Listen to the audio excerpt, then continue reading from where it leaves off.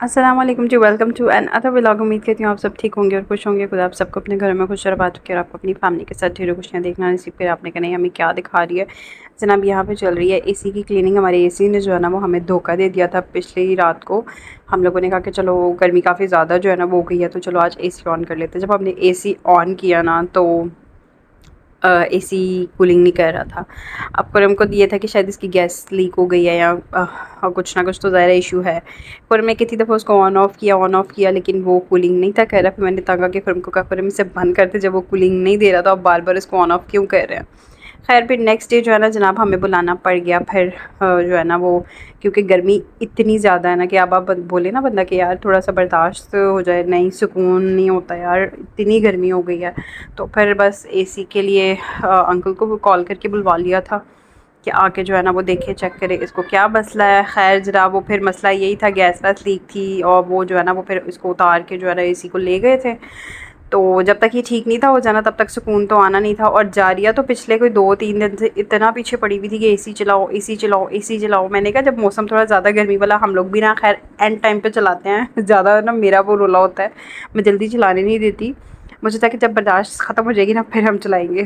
तो उसका नतीजा ये निकला कि जब चलाया ना, जब बहुत ज़्यादा गर्मी थी तो वो चला ही नहीं है। मतलब अगर पहले चेक किया होता एटलीस्ट तो जो है ना ये वाला रुलाना हमें पड़ता।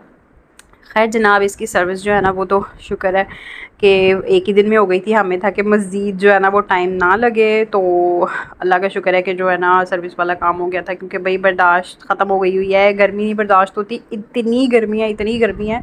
मतलब 4-5 दिन में जो है ना वो गर्मी ने अच्छा खासा दिखा दी है कि भाई मैं आ गई हूँ अब।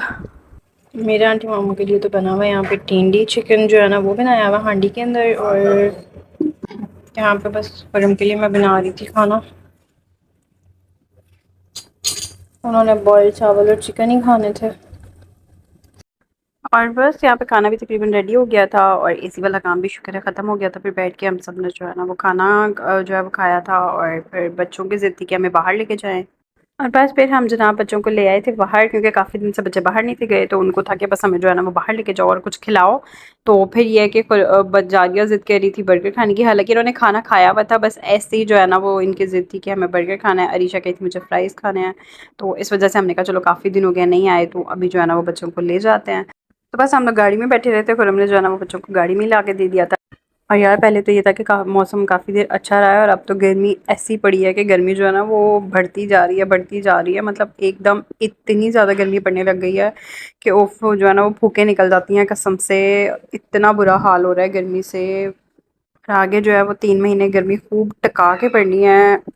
इतनी शदीद गर्मी है ना, मैंने बच्चों को ना अंदर बंद किया हुआ है कमरे में, लॉक किया हुआ है दरवाज़ा, कि ये लोग जो है ना वो बाहर ना जाएं, क्योंकि गर्मी इतनी ज़्यादा है। फिर ये लोग बाहर जाके आंटी मामू को तंग करती रहती हैं। तो अभी अब 5 बज रहे हैं, धूप तो यार कसम से ख़त्म होने का नाम ही नहीं लेती है।